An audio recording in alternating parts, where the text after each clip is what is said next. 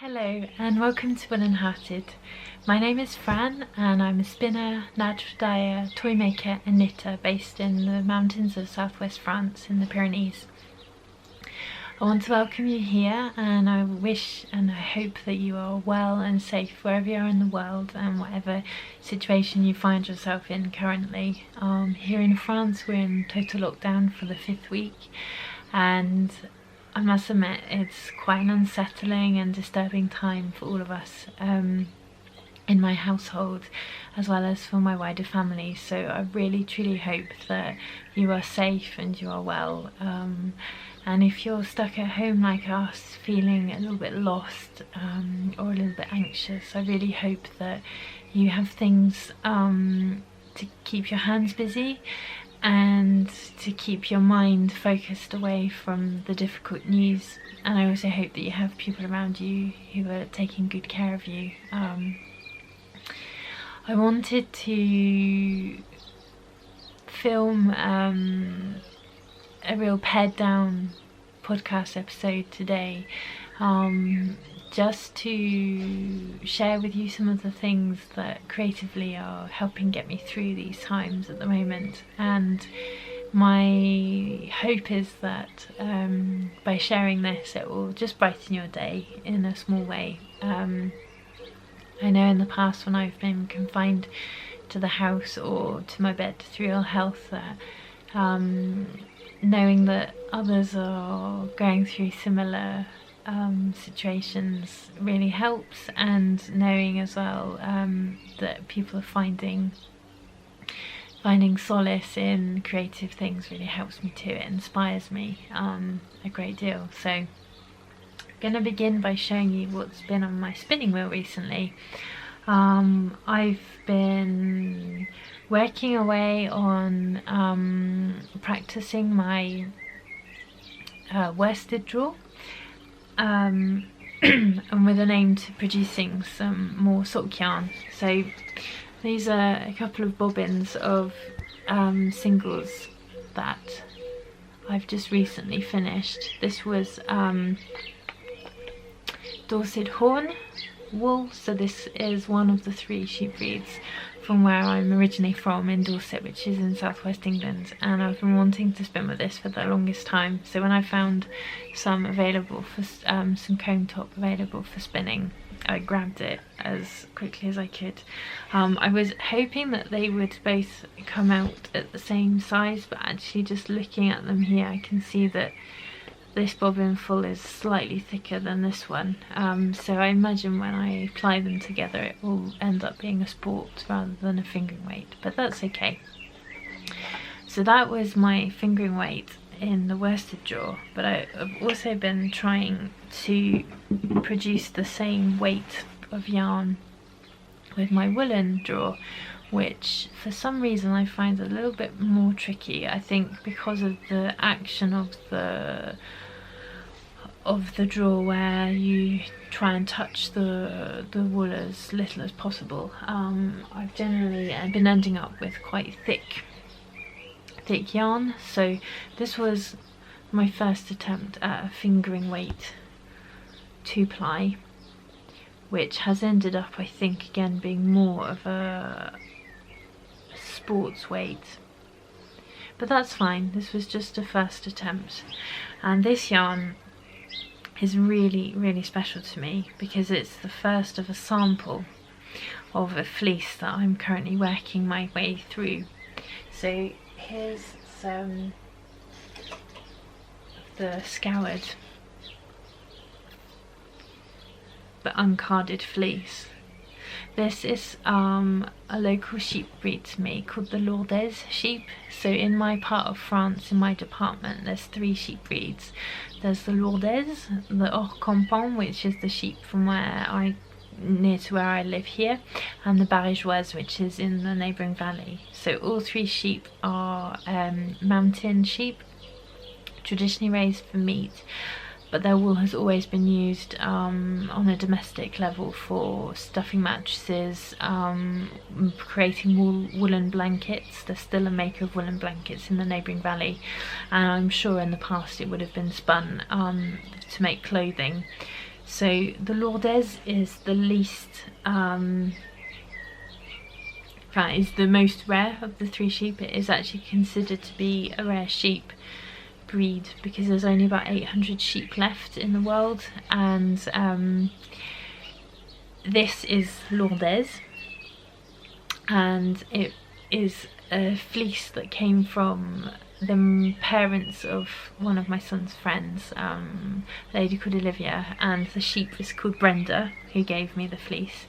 So a few weeks ago, or well, back in February, I took our son to play at Olivia's house, and she has a very small holding with pigs and chickens and a little flock of 8 sheep, and one of whom, Brenda, is a Lourdes sheep. And when I found out that she had a Lourdes sheep, I asked her if I could buy a fleece. So I came home that evening with 2 kilos worth of beautifully cared for, beautifully shorn, but very smelly, very greasy wool, which I've been slowly processing. So I've been scouring it, I've been skirting it, so taking off all the really unspinnable parts, scouring it, and then carding it. So I've got a drum carder, and I've been carding it into 100-gram bats. So this is a bat, it's sort of like a blanket, and it's that thick. And then from the bat I split it down. I'm trying a new technique, which is splitting it down into long thin strips, which I then spin. And my first attempt, as I said, I ended up with more of a fingering weight when I did the 2-ply. But I have since done a very small sample, which has ended up being 2-ply, and which I'm really chuffed with. I've been knitting swatches with this, which is why it's all crinkly.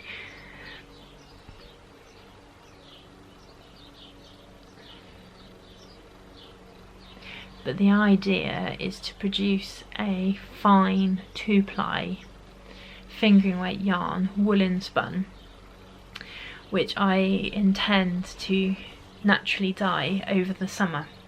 So the inspiration for this spinning project has come from my current knitting project, which is my Cozy Memories blanket. So I have a wonderful basket of various blues and greens and yellows, and these are all wool that come from the places I call home.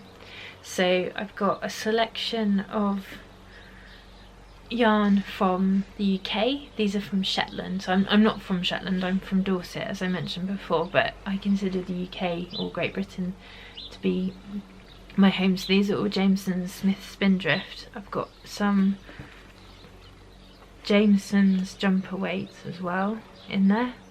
So that's the British wool, and then I've also got some French wool. So I've got some French wool from Brittany, and some from the Pyrénées, and some from the Ariège region. So all of these wools are 2-ply fingering weight, and I'm feeling so inspired by this colour palette at the moment. The blues, the greens, the yellows, they're really colours that I've always been drawn to, but I don't really have very much of it in my wardrobe. And so the idea of this blanket is to combine these colours, combine these wools into a blanket that eventually I hope will be big enough to go on a bed.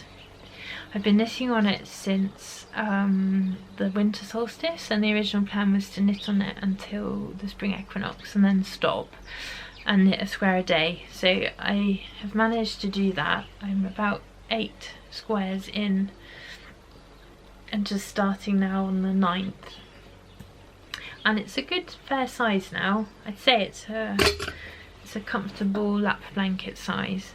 I'm gonna just try to finish this row of 9, and then I think I'll put it down for the summer, because I want to have room on my needles for another project. Generally in the summer when it's very hot, I like to knit the accessories for the following winter, so hats, scarves, gloves, particularly for my son and now for my daughter, who will soon be 1. So I'm intending to make some cold weather things for the autumn ready. I like to do it over the summer because they're quite small projects and they don't make me too hot, and I find that when I have to knit under pressure to make things for the children, I find it quite hard. I just don't ever want to do it, so I prefer to not knit accessories in the winter or even in the autumn. I always feel really sort of inspired over the summer months, and coming up soon and starting in the first week, Magic 3 Mal, which is organised and hosted by my friend Mimi of Red and the YarnChix podcast, and it's a make-along where we commit to making 3 items for small people in our lives, whether that's our own children or the children of other people. So this year I'm intending to make 1 set for my daughter, and I'm really hoping that I'll have it ready in time for her first birthday, which is in the middle of June. So I haven't quite started gathering up the materials yet for that, or thinking about what pattern or even what items I want to make, but I have a rough idea of a cardigan I'd like to make her. I have the yarn already,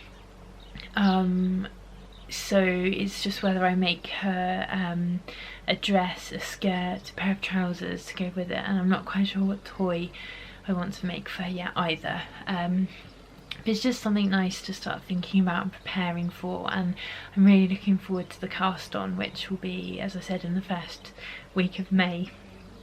There's also an exciting knit along which is beginning next Monday, I believe, which is the stay at home sock knitting knit along, something like that. It's being run by my friend Ruth of Rain Cloud and Sage Yarns, and she is a really inspiring sock knitter. I love seeing the socks that she makes for her family, and I also love the yarn that she produces.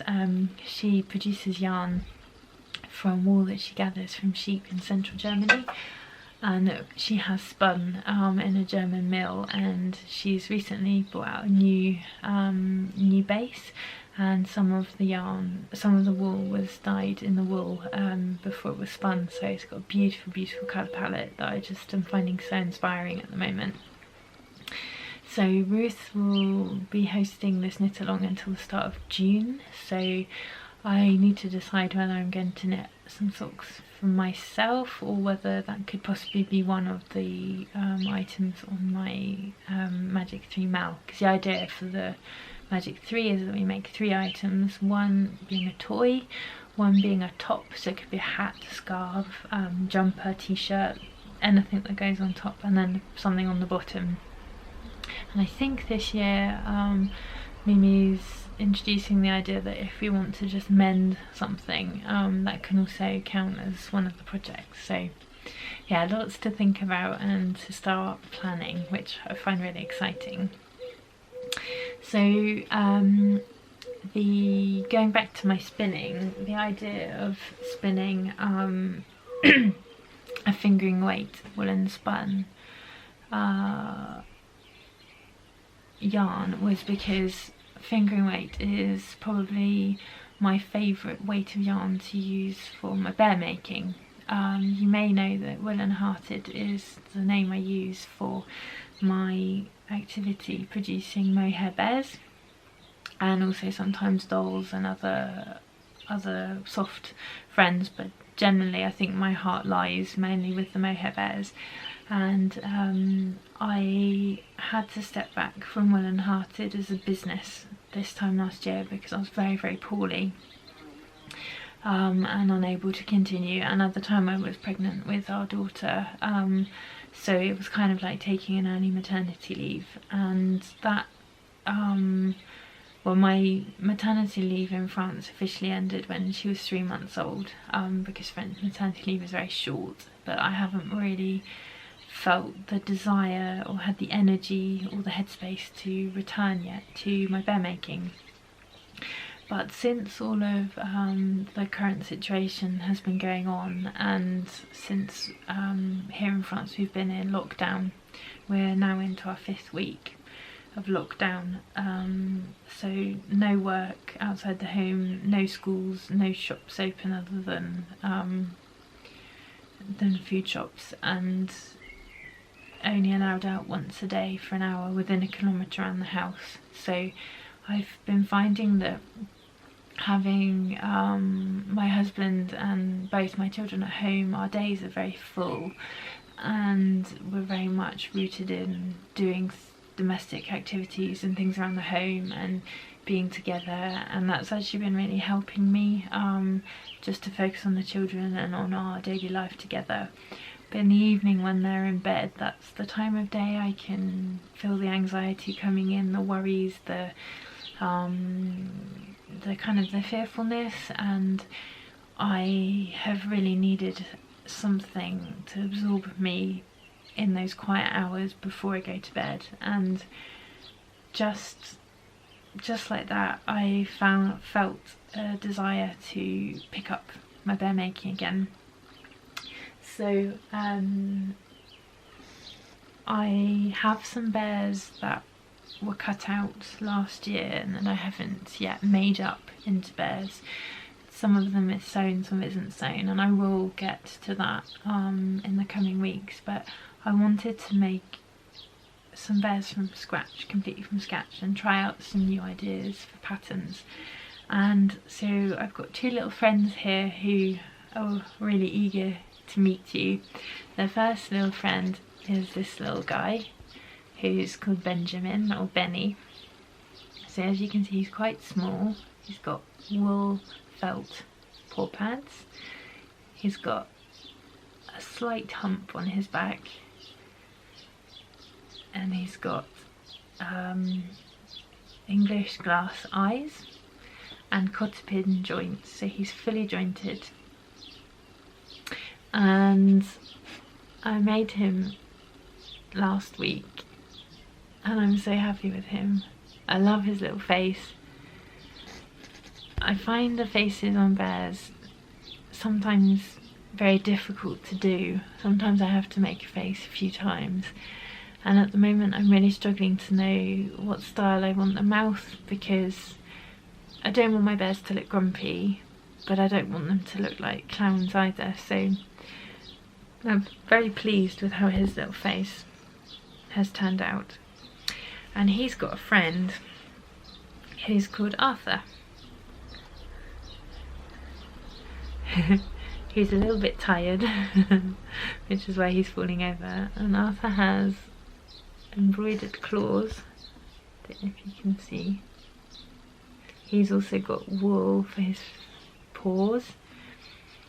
He's got glass eyes, and here you can see where I've plucked and shaved his muzzle. So the black, the dark brown, is the cotton backing of the cloth onto which is woven the mohair. So the mohair comes from Angora goats and it's woven in a specialised mill and to make fabric, and the mill is in Germany, and it's the same mill that the Steiff bears, the famous bears with the button in their ear, get their mohair from. So these two little friends have brought me so much joy in the last couple of weeks. I've really enjoyed making them, and most especially it's a real joy to feel my bear making courage come back, because it got very knocked last year with poorly health. And so I thought originally, when I got my 2 kilos of wool from my friend, that I was going to use it entirely for hand spinning, and I wanted to produce some wool that could be used to knit items for teddy bears, which is why I want to perfect the fingering weight. But I've also been using the wool as stuffing. So both these bears have Lourdes sheep in their tummies, in their arms and in their heads. So they have got woolen hearts of Pyrenean wool, and that's why I'm called Woollen Hearted, because I give all my bears woolen hearts, and I consider myself as a maker have my maker's heart as being woolen because I love making different things with wool. So yeah, that's where I am at the moment, and I'm hoping in the coming weeks to make some more little bear friends. And the idea is that once this lockdown situation has calmed and we're back to more normality, whatever that's going to look like, I would really like to open up my shop again and start selling my bears and possibly some of my handspun yarn. So it's just nice to have a little project to be working on in the coming weeks and months with no pressure and just lots of grace and kindness towards myself, and as with my making, just trying to use it as much as possible as a way for getting through these unsettling times. I really hope that you have a craft or an activity that brings you joy and brings you peace and calm at the moment, whether that's spinning and knitting and toy making like me, or whether it's some other craft. I'd love to know what it is that's helping you. You can tell me below in the comments, and I just really look forward to doing some more in the coming days and sharing that with you here through video. So I'm going to sign off now, and I wish you well. I wish you a pleasant day wherever you are and whatever your day looks like, no matter what chaos is going on around you. And I look forward to speaking again soon. Take care. Bye bye.